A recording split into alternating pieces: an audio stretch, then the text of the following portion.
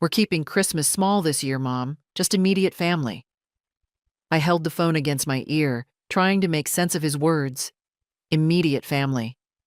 And yet I was hearing this, alone, in my kitchen, with a cooling cup of Earl Grey beside me. "Oh," I said softly. "Of course, Joel. I understand. Thanks for being so cool about it," he said, relieved. "You know, this year's just been a lot. We need something low-key." I nodded, even though he couldn't see me. "Sure. Take care." He hung up. That was it. The quiet that followed felt unnatural. Not the comfortable kind, but the kind that presses against your chest, that echoes in the places where once there was laughter. I looked at the other mug on the table. George's mug. My husband's. It's been 17 years since he passed, but I still set his place sometimes, especially in December. Especially during moments like this. I've always been a Christmas woman. I was the one who baked the cookies, hung the lights, chose the tree. I sewed little red stockings for each family member and hand-wrote cards even when my fingers ached. It wasn't out of obligation. It was love. Love that I thought mattered. I had already bought the gifts this year, in November, during the early sales. I had found a professional sketch set for Amy, a science kit for Zach, a sleek leather briefcase for Joel, and a handmade aroma lamp for Linda, the kind she once admired in a magazine I saw on her coffee table, each one picked with care. Wrapped with gold ribbons and tucked in boxes, labeled, ready. And now they were staying home. Without me. I walked to the living room, the one they helped me paint last year. Joel mostly supervising, Linda mostly scrolling. I'd thought it was a shared project. Now it felt more like charity, in hindsight. The tree stood in the corner, lights off. I hadn't decorated yet. I'd been waiting for the kids to visit, to let Amy place the angel on top like she always did. I sat in my recliner, pulled the wool blanket over my lap and looked out the window. A neighbor was putting up light-up reindeer and a plastic Santa that wobbled in the wind. Children ran across the street with red cheeks and candy canes. Everyone was preparing for something, except me. I thought I might cry, but no. There were no tears. Not tonight. Just that odd, pressing silence again, and a flicker of something I hadn't felt in years. Not sadness, not quite anger, something colder, and much, much clearer. The next morning, I woke up early, as always. Old habits are hard to break, and I've had a lifetime of early risings. For school lunches, Sunday roasts, surprise visits, and Christmas mornings that began before sunrise. But this morning, I stayed in bed longer than usual. There was no urgency, no noise in the hallway, no little feet running in slippers, no reason to get up and preheat the oven. Still, my hands moved on their own, brushing the blanket aside, finding the slippers, walking the familiar path to the kitchen. As if Christmas were still coming, just a little late. I made tea and sat at the window. My front yard looked just like always. A crooked snowman built by neighborhood kids, icicles forming over the gutters, footprints scattered like confetti. But inside me, something felt unfamiliar. I'd hosted Christmas every year since 1973. Through sickness, tight budgets, snowstorms, and one year when the turkey caught fire. Didn't matter. Everyone still came.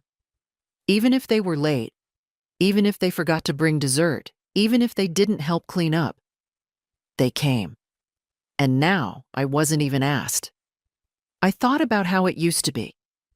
Joel would arrive first, always early, always checking if the parking was clear. Linda came later, arms full of gifts that looked like they came from catalogs, always wrapped in gold and navy, not a speck of red in sight. Amy and Zach would come running in, eyes wide, asking if the stockings were up, if the cinnamon rolls were warm. I still remember the way Amy used to lean into me when we read The Night Before Christmas together. I remember Zach's squeals when he opened his first bike.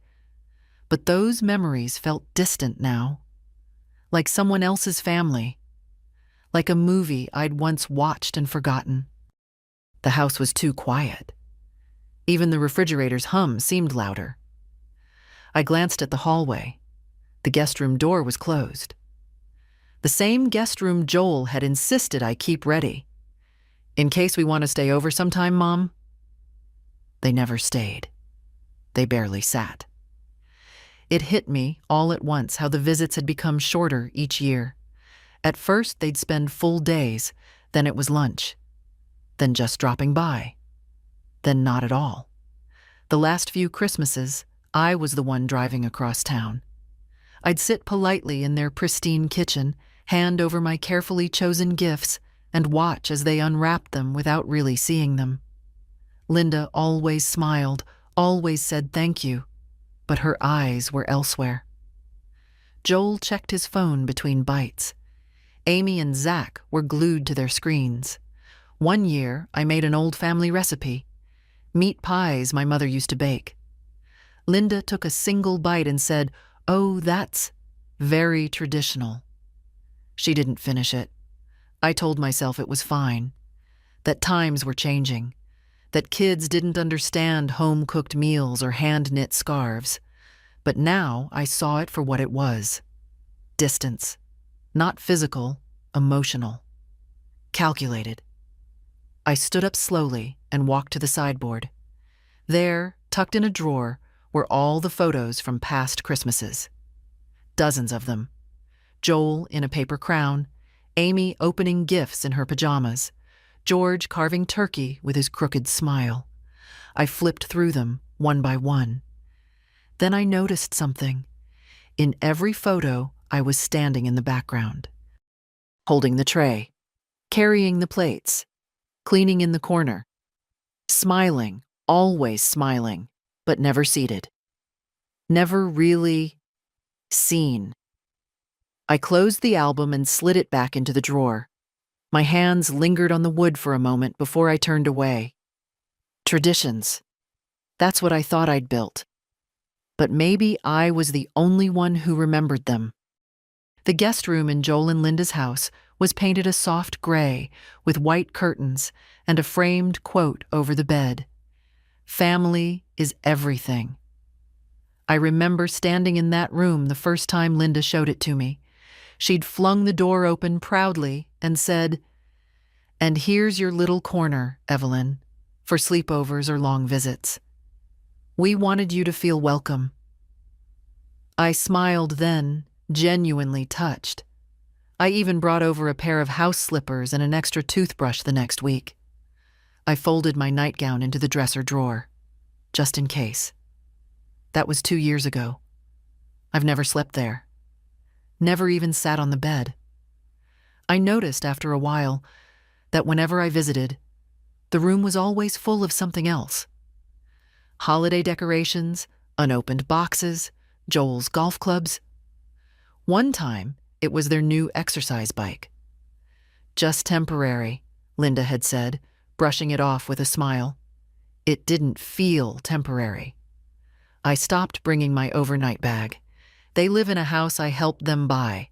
$50,000 toward the down payment, taken from my retirement fund after George passed. Joel had said it was an investment in togetherness. I wanted to believe him. I signed the check without hesitation. I didn't even ask for repayment. They promised I'd always have a place there.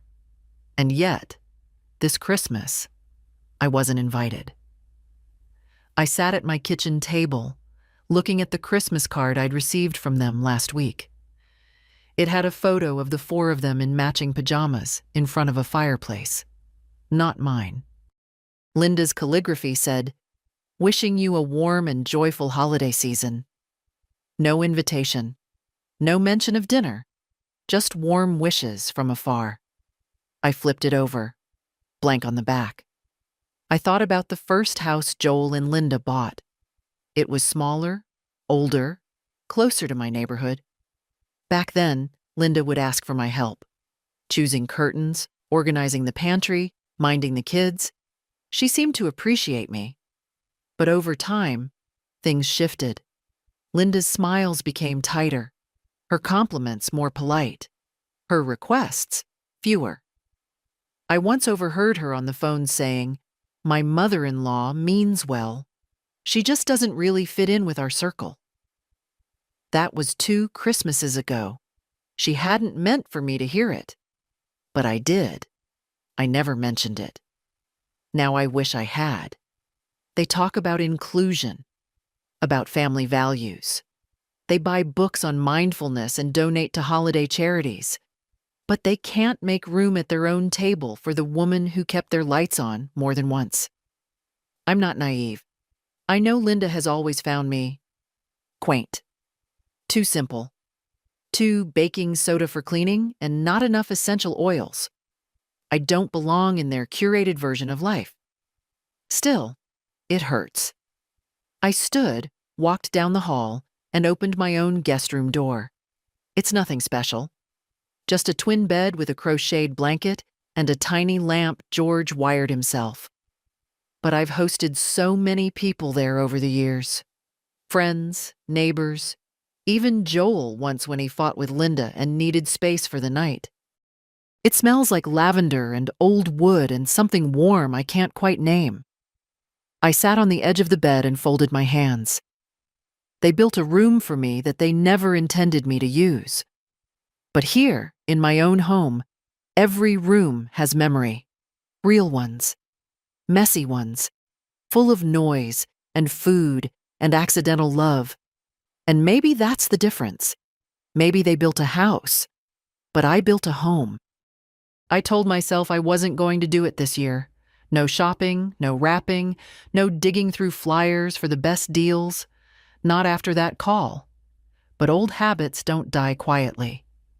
So there I was, standing in the middle of the department store, coat unbuttoned, scarf unraveling, list in hand.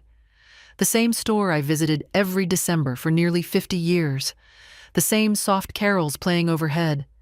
The same garlands twisted around every checkout lane. And me, still here, still playing the part. Amy liked sketching, so I found the upgraded marker set she'd mentioned back in July. Dual tips, hundreds of colors, a case that zipped all the way around like a suitcase. Zach had started reading graphic novels, so I picked up the latest in that series with the strange talking cat. I didn't understand it, but I knew he'd light up. I even found a little jar of imported bath salts for Linda. Rose and sandalwood. Expensive. Delicate. Pointless. For Joel, I hesitated. What do you give a man who doesn't have time to call you? I wandered the men's section, fingers brushing over wool scarves, leather gloves, cufflinks behind glass. I settled on a pair of wireless earbuds, top of the line, something sleek and practical, something modern, something that said, "I'm trying to stay in your world." I carried the items to the register. The young girl behind the counter smiled and said, "Got a big Christmas planned?" I blinked.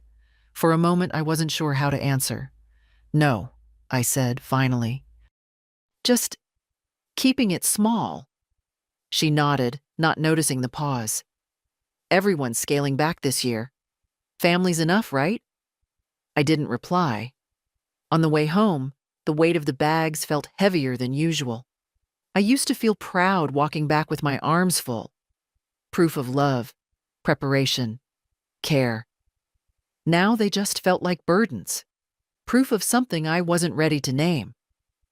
At home, I set the bags on the dining table and sat down beside them. One by one, I unwrapped the items from their glossy store bags. I folded them into tissue paper, tucked them into boxes.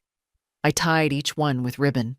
I even wrote their names on the tags, like I always did. Joel, Linda, Amy, Zach. It felt automatic, familiar, painfully so. I stared at the stack when I finished. 4 boxes. 4 ghosts. Because that's what they were. Not gifts, but echoes. Echoes of a woman still trying to earn a place she already should have had. I looked at the small drawer in the hallway where I kept the old cards. Hand-drawn ones from the kids, messy scrawls that said, "Love you, Grandma, and you make the best cookies." I ran my fingers across them. Then I looked back at the boxes. This year, they wouldn't be carried to someone else's tree. Not this time. I placed the finished boxes neatly on the edge of the credenza, each one a quiet monument to something unspoken. The gold and silver paper glinted in the afternoon light, ribbons still crisp, tags written in my best cursive. There was a time when I couldn't wait to see them opened. Not because I wanted thanks, though I won't lie, those mattered too, but because I loved the moment their eyes lit up, the surprise, the pure joy. That's what Christmas meant to me. But now they sat there, untouched, unclaimed, not forgotten, just unnecessary. I stood staring at them for a long time, then did something I've never done in my 78 years. I picked up one of the boxes, Joel's, and carried it upstairs. In the hallway closet, behind old linens and a broken fan I never got around to throwing out, there was a heavy plastic bin I used to store wrapping paper and ribbons. I pulled it out, lifted the lid, and placed the box carefully inside. Then I went back down for the others. Linda's bath salts, Amy's marker set, Zach's comic book. All of them fit in the bin, snug, like memories packed too tightly. I closed the lid. They weren't getting these gifts, not because I wanted to punish them, not even because I was angry, but because they didn't think I existed outside of obligation. They'd built a life where I was a convenience, something to call upon when the roof leaked or the babysitter canceled, but not someone you miss, not someone you make room for. And this year, they'd made that painfully clear. We're keeping Christmas small this year, just immediate family. That sentence wouldn't leave me.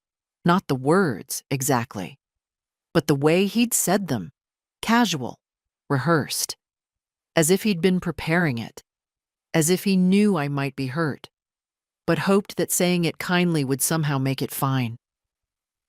I thought about calling him, about saying something, about reminding him of all the years I showed up, the birthdays I never missed, the nights I sat up sewing Halloween costumes because Linda didn't have time, the Saturdays I brought groceries when their bank account ran low. But what would I even say?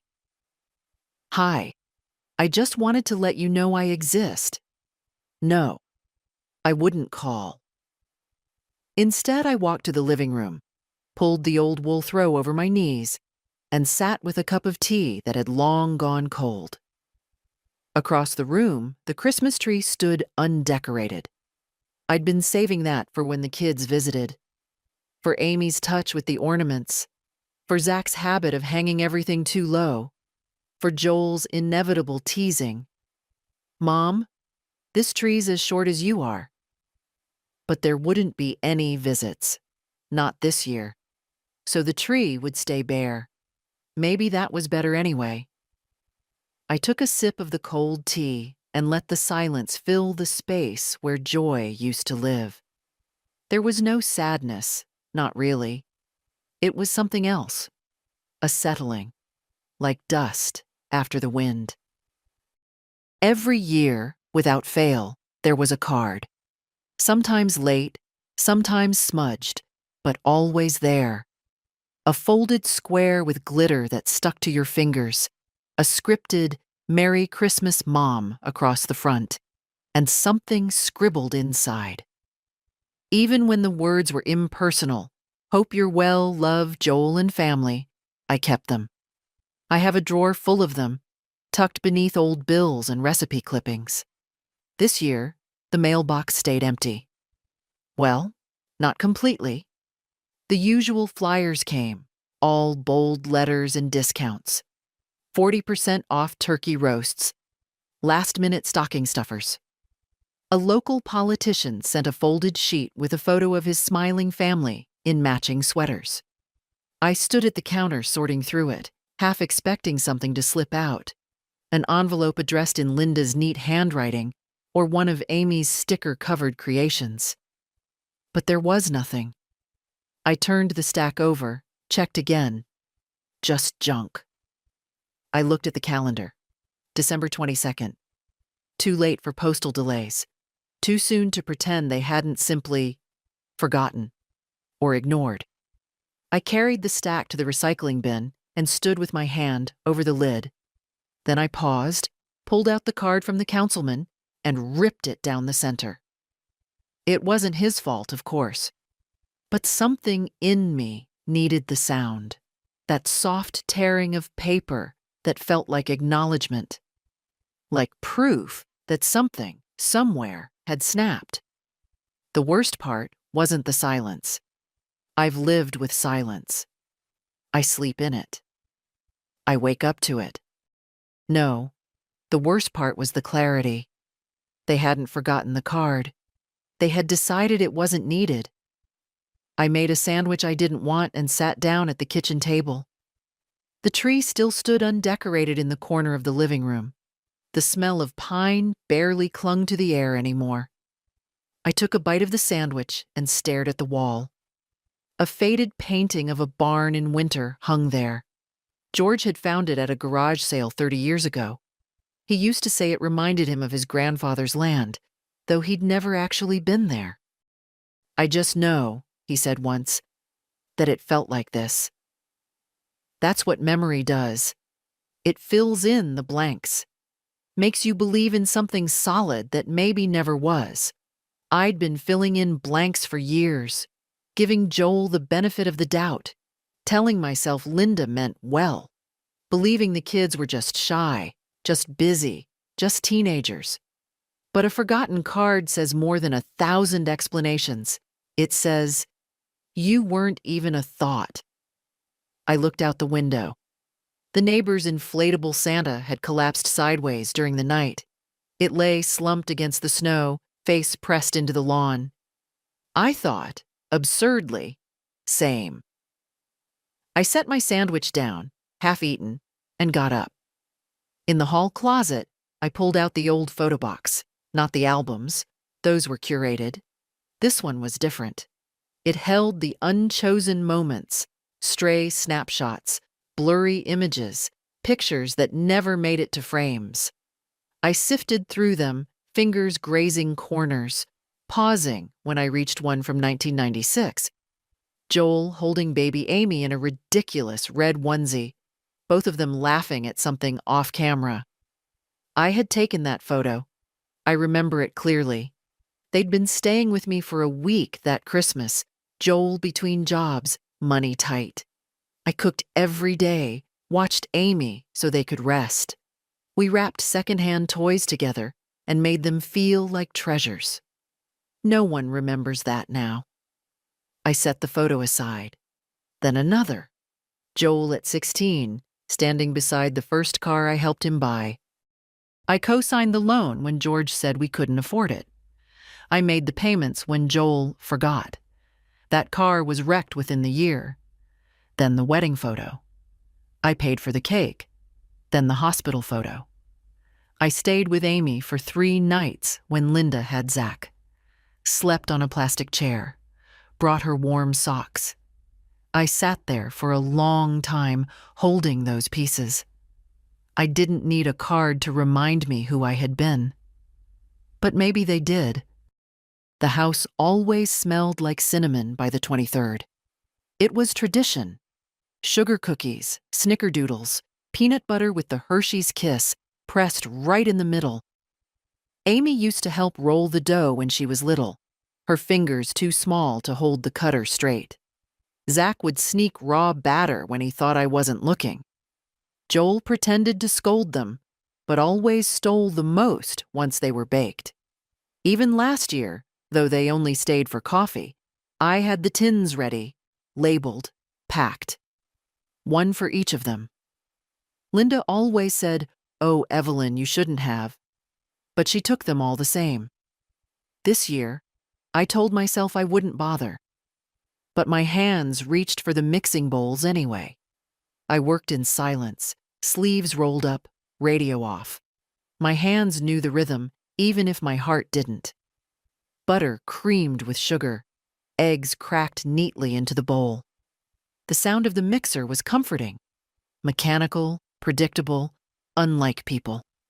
The first batch went into the oven. I didn't hum. I didn't smile. I just watched the timer tick down, like it owed me something. When the scent started to rise, I paused. It smelled like memory, not joy. When the cookies cooled, I lined them up on the counter. Rows and rows of sweetness. A parade of effort, waiting for mouths that wouldn't arrive. I didn't have the heart to frost them. Instead, I opened the tin I would have filled for Amy and started to drop them inside, one by one. The sound of cookie against metal echoed too loud in the quiet room. No laughter, no footsteps, just me and the ghost of a tradition. I went to the closet and pulled out the holiday tins I'd used for years. Each one had a little name written on masking tape across the bottom. Joel, no raisins.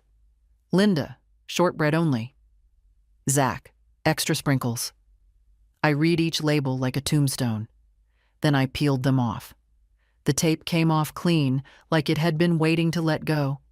I lined the tins on the table, not with cookies, just as they were. Empty. Hollow. I stood there a long time, then took a slow breath and did something that surprised me. I opened the back door and stepped outside. The air hit sharp and bright. Snow coated the porch railing in delicate piles. I crossed the yard and walked 2 houses over, to the little blue house where Annie lived. Annie was 6. Her mother, Molly, had moved in during the spring after leaving a bad marriage. We'd talked over fences, swapped garden tips. I'd watched Annie chase fireflies in the summer dusk. She'd returned one of my pie dishes last week, carefully washed, with a folded note that said, "Thank you for being kind to us." I knocked on their door, still holding the tin. Molly opened, eyebrows raised in surprise. "Evelyn? Hi, sweetheart. I baked too much. Thought you and Annie might enjoy some."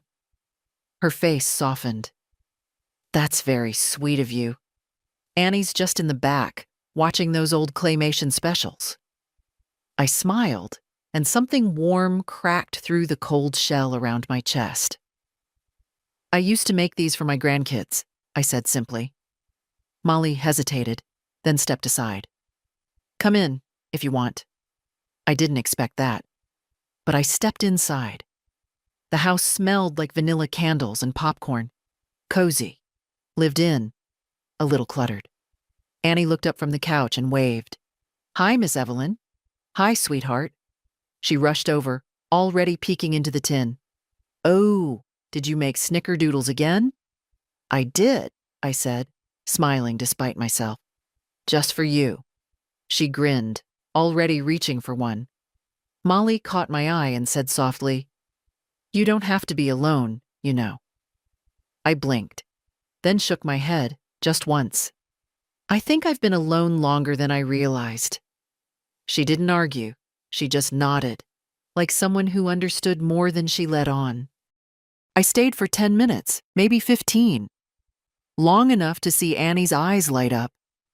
Long enough to feel useful again. Real. Then I walked home, empty tin in hand. And for the first time all week, I didn't feel invisible. I turned on the tree lights that night for no one. No audience. No children to clap when the room glowed. No Joel making a joke about energy bills. No Linda adjusting ornaments so they'd look more balanced.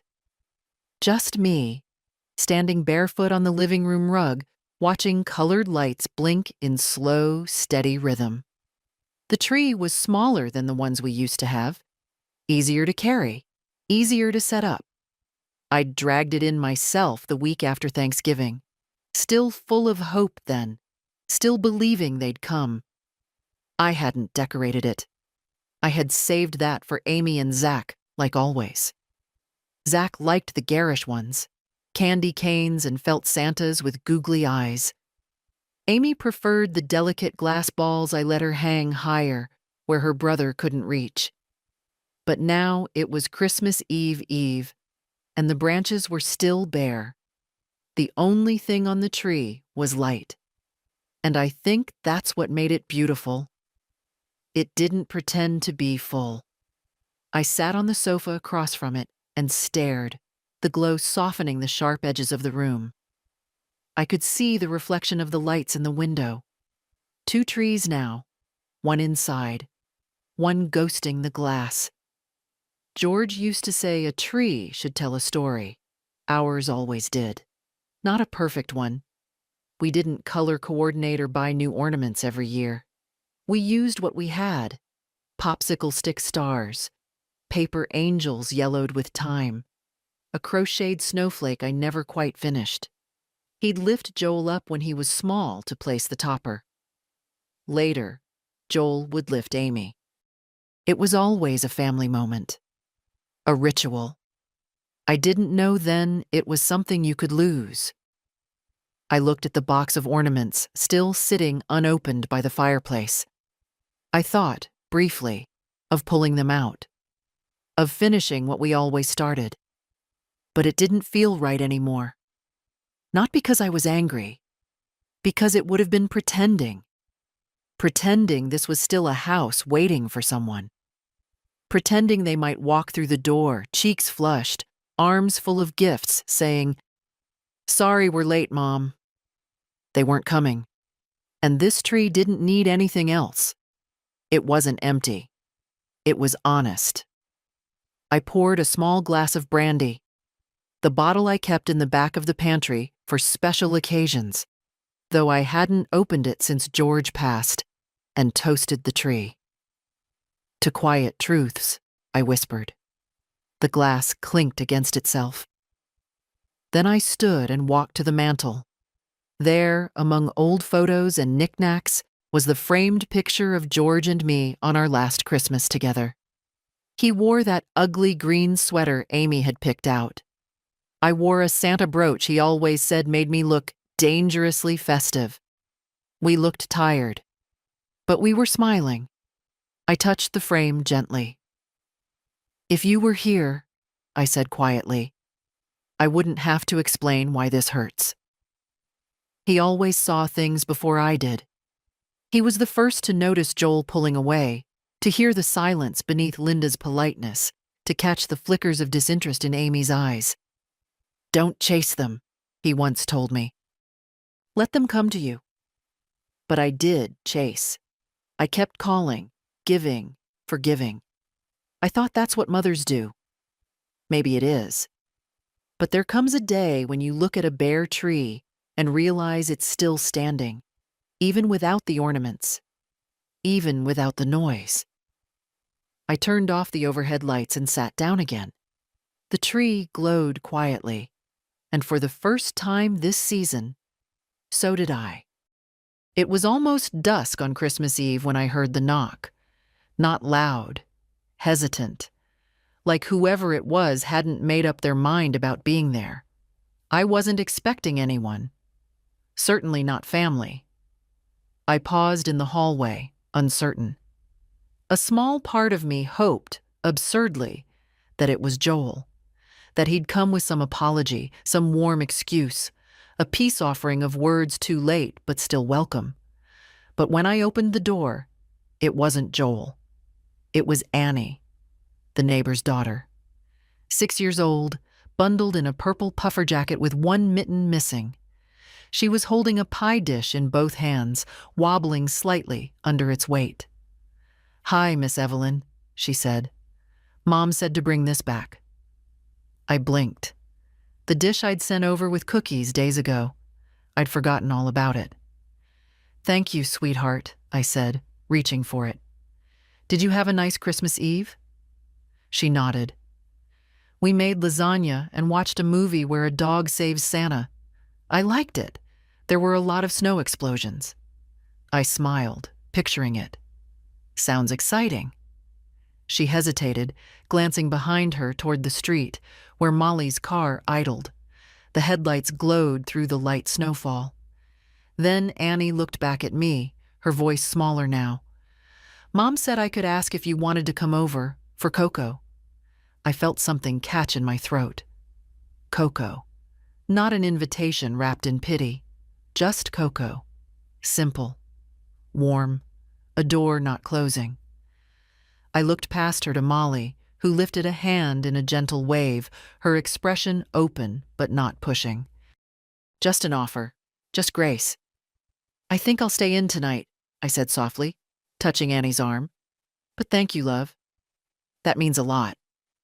Annie nodded solemnly. Okay, Mom says you're the best baker on the street. I chuckled. She hasn't tried my lemon squares yet. Maybe next time? She asked, already stepping backward. Maybe next time. I watched her skip down the walkway, the empty pie dish still warm in my hands. When I stepped back inside, the quiet greeted me again, but it felt different this time. Less like loneliness, more like a pause, a deep breath. I carried the dish into the kitchen and set it on the counter. Then, without really planning to, I opened the pantry and pulled down the good cocoa. The kind I saved for guests who didn't come. I poured milk into a pan and let it warm. Added cinnamon. A touch of vanilla. While it simmered, I reached for one of the tins I hadn't filled. This one hadn't been labeled. It didn't need a name. I placed a few cookies inside and snapped the lid shut. Back in the living room, I settled into my chair by the window with the cocoa and a cookie. Outside, lights twinkled on porches. Cars crawled through the snow with muffled music leaking from their windows. Everyone was going somewhere. And me? I wasn't. Not this year. But I wasn't waiting anymore either. The knock at the door hadn't been the one I expected. But maybe it was the one I needed. Christmas morning came quietly. No rush of footsteps. No sleepy children dragging pillows into the living room. No rustle of wrapping paper or coffee brewing for guests. Just the slow creak of old floorboards and the soft hum of the radiator. I sat in my kitchen robe, hands wrapped around a second cup of tea, staring at the pine tree in the corner. Still undecorated. Still beautiful in its own quiet way. I'd never had a Christmas like this. Never spent one alone. Not really. But I didn't feel empty. I felt clear. After breakfast, I walked to the side drawer in the hallway, the one George used to call my command center. Bills, documents, receipts, all carefully filed in manila folders. I pulled out the one labeled Family Finances. There it was. Every check I'd written over the years, the mortgage down payment, the private school fees, the new SUV Linda insisted was safer for snowy roads, grocery loans that were never paid back, short-term emergencies that turned into long-term patterns. Joel had power of attorney over one of my smaller accounts, just in case, I'd told myself, in case of an emergency, in case something happened to me. Turns out something had. I dialed the bank. A cheerful young man answered. Good morning and Merry Christmas. This is Evan from First Horizon Bank. How can I help you today? Merry Christmas, Evan. My name is Evelyn Parker. I'd like to make some changes to my accounts. Of course, Mrs. Parker. I'll just need to verify your identity first. We went through the motions. Address, birth date, last four of my social. Once verified, I didn't hesitate.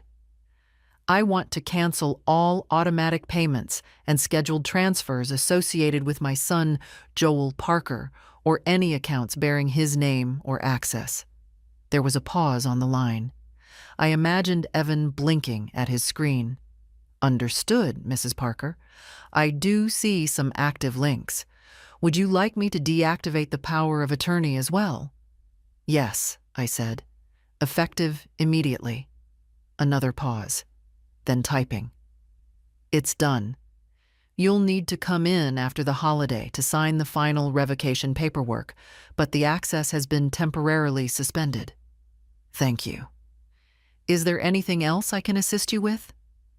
I looked at the untouched gifts stacked neatly in the bin by the coat closet. Yes, I said. I'd like to open a new trust account under the name of Annabelle Reeves. She's 6, lives 2 houses down. Another pause. A child? Evan asked, cautious. A friend, I said. Someone who remembers to knock. He didn't ask more, just typed. When I hung up, my hands trembled slightly, not from fear, from relief. I wasn't angry anymore. I was done. Done explaining myself. Done reaching into my pockets like love depended on it. Done offering parts of myself that no one wanted, only used.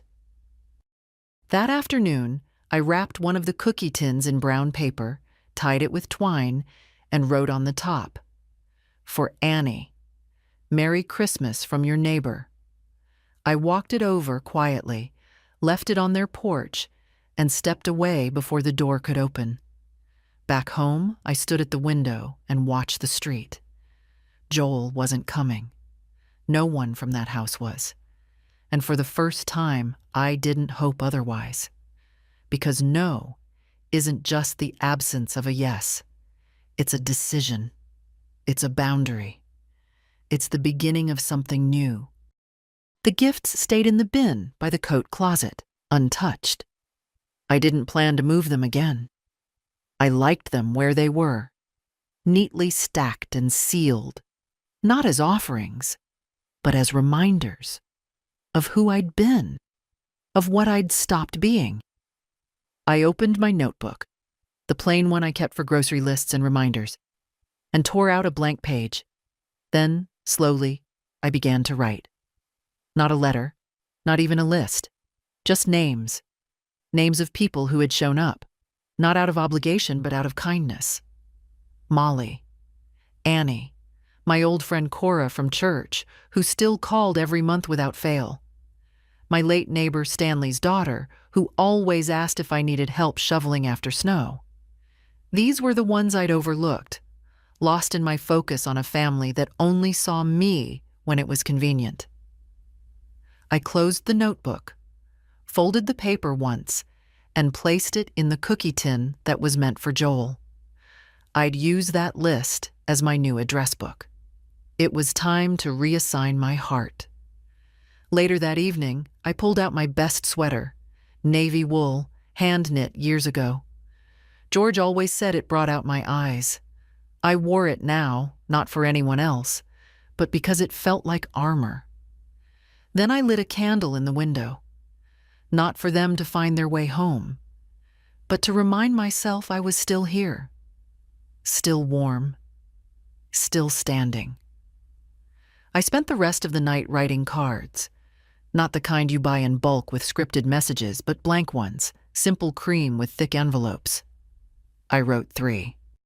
1 to Annie. Thank you for being brave enough to knock. You reminded me that kindness has no age.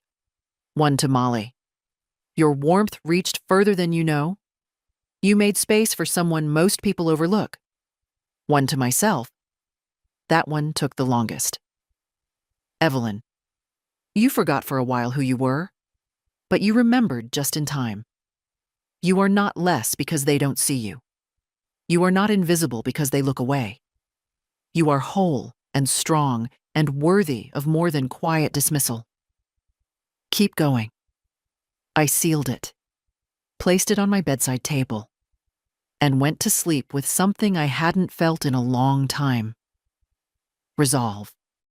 I woke up on December 26th to a quiet morning and a blue sky. The snow had crusted overnight, thin ice sparkling across every surface. It looked like the kind of morning that begged for purpose. Not routine, not waiting. Something real. I didn't reach for my phone. I didn't check for messages. Instead, I reached for the list I'd made, the names, The people who'd shown up in small, quiet ways, who'd seen me not as a task or a seasonal duty, but as a person. It was time to return the kindness. I filled 3 tins with the remaining cookies, popped ribbons on top. No names this time, just small notes that read, "Thank you for being good." Then I did something even bolder. I took the rest of the wrapped gifts, the ones with Joel's name, with Linda's, with Amy's and Zach's, and I peeled off each tag. Slowly, deliberately. They came off easily, like they'd never belonged. I rewrapped only one, the sketch set for Amy, because that could still bring joy to someone else. That afternoon, I drove across town to the shelter I sometimes donated to. I'd never been inside, only dropped off items in bins, left checks, stayed in the background. But today, I parked and walked in. The warmth of the place hit me instantly. Smells of soup, of laundry detergent, of too many coats and not enough space. It felt human. The woman at the desk looked up. "Can I help you?" I nodded. "I brought some things. Gifts, if that's all right." She stood. "It's more than all right. Come in." I followed her into a narrow room where children played with worn toys, and a man strummed a guitar softly in the corner. People looked up. Some smiled. Some didn't. I placed the gifts on a side table. One girl, maybe 9 or 10, hovered near, eyes wide. I handed her the tin with the smiley face sticker. She clutched it like it might disappear. "Thank you," she said. Quiet, but clear. And that was enough. I didn't stay long, just enough to look around and understand something I should have known years ago. Family doesn't always live in your house. Sometimes it lives in the way someone holds a cookie like treasure, in a stranger's open door, in the knock of a child carrying back a pie dish. I drove home lighter. Not because I'd given away so much, but because I'd finally stopped giving to people who didn't care that I did. That night, I stood by my window, watching the wind lift snow off the trees like glitter. My tree still glowed quietly, bare as ever. But it didn't feel lacking. It felt honest. The phone stayed silent. But the silence no longer felt like punishment. It felt like peace. Joel was the first to notice. It happened on the morning of the 27th, when he logged into the family account to check the automatic payments. He always waited until after the holidays. Smarter to let the gifts go through, the utilities post, the mortgage debit quietly roll out. Except this time, nothing had rolled. No transfers, no deposits, no scheduled payments, just silence. At first he thought it was a glitch, maybe a delay from the holidays, maybe a technical issue. But then he tried to access the secondary account, the one I had linked to help him manage cash flow during tight months, and found the access denied. His name had been removed. The authority revoked. He called the bank, his voice clipped, impatient. The clerk confirmed it. The account holder had made official changes. Access restrictions were now in place.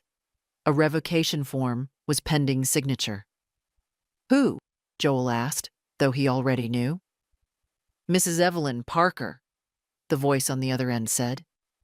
His mouth went dry. At first it didn't feel real.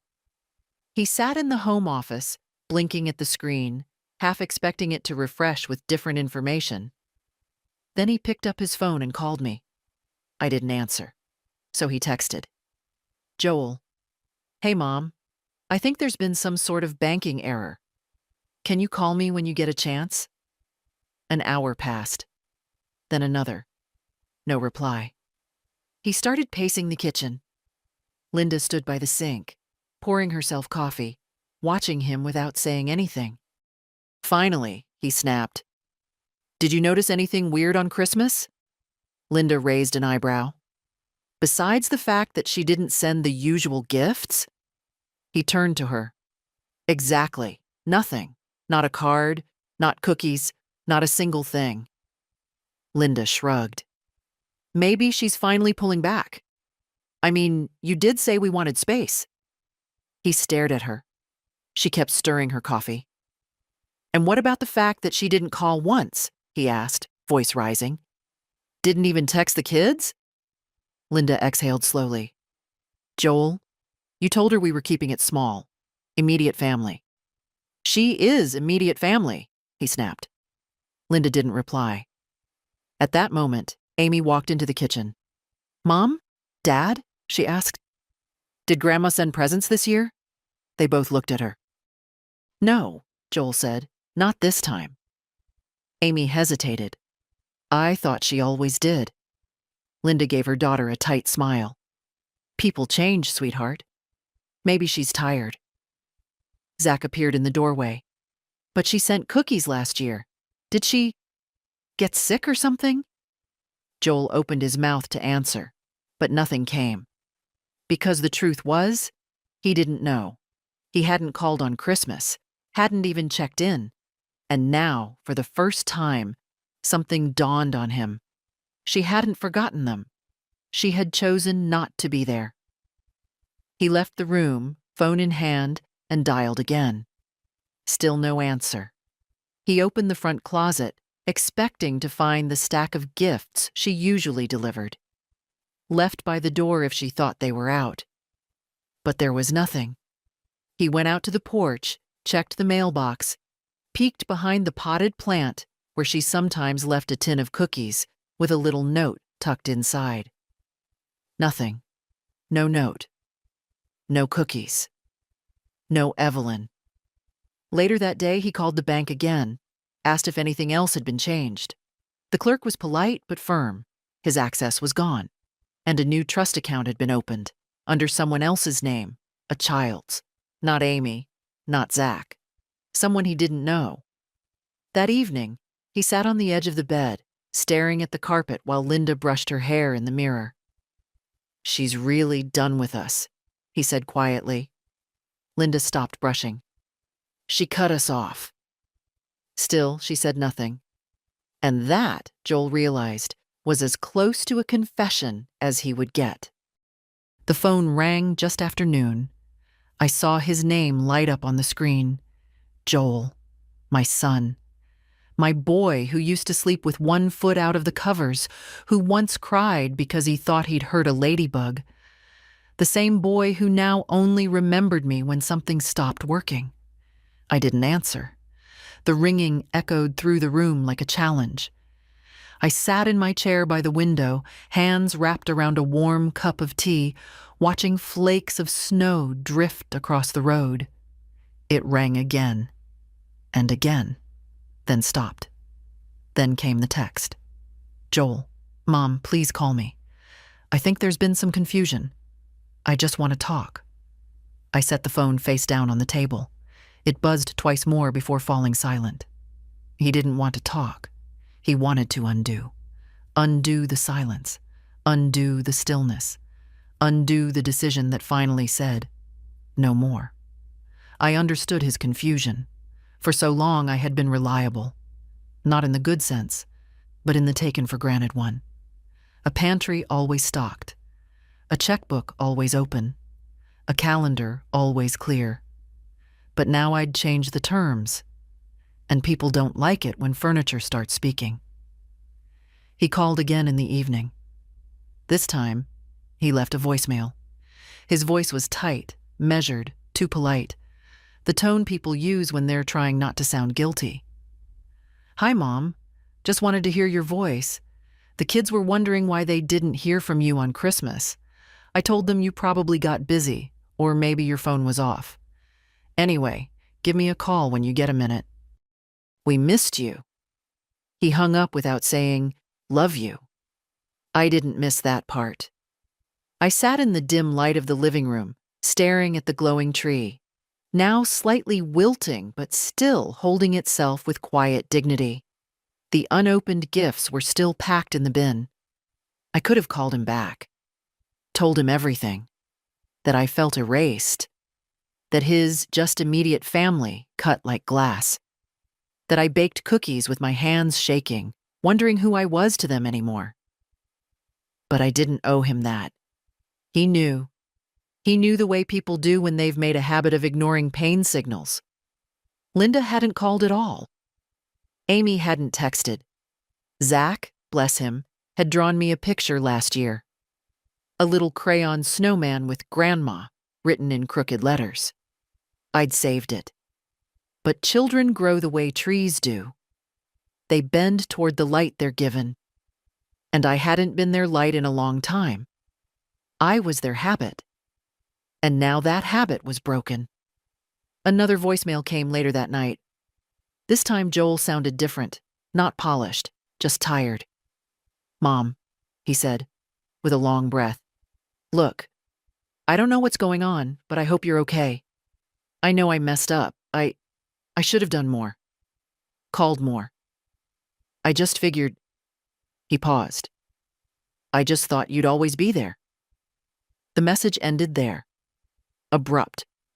Like he didn't know how to finish the sentence. Maybe he didn't. I held the phone for a while, thumb hovering over the screen, and then I turned it off. Set it aside. Let the silence return. It didn't feel like punishment. It felt like protection. For the first time in years, I wasn't waiting to be noticed. I was noticing myself. New Year's Eve came in quietly. No parties, no toasts, no countdowns. Just the ticking of the kitchen clock and the soft exhale of wind pressing against the window panes. The kind of night that asked for nothing but honesty. I sat at my table with a single lit candle, a small slice of leftover cake, and my cup of tea. No champagne, no resolutions, just stillness and presence. Outside, the world rushed toward midnight. Noise, fireworks, glass clinking against glass. Inside, time moved slower. And for once, I wasn't trying to catch up. I wasn't bracing for another season of being forgotten. I was exactly where I chose to be. I thought about what I used to give every year. Boxes filled with sugar, sweaters, books, toys, time, effort, money, energy, hope. I wrapped it all up in ribbons and sent it out like a message in a bottle. Please remember me. Please make room. And this year, I gave it all to myself instead. I gave myself permission to stop chasing people who let go of my hand first, to stop explaining my value, to stop mistaking tolerance for love.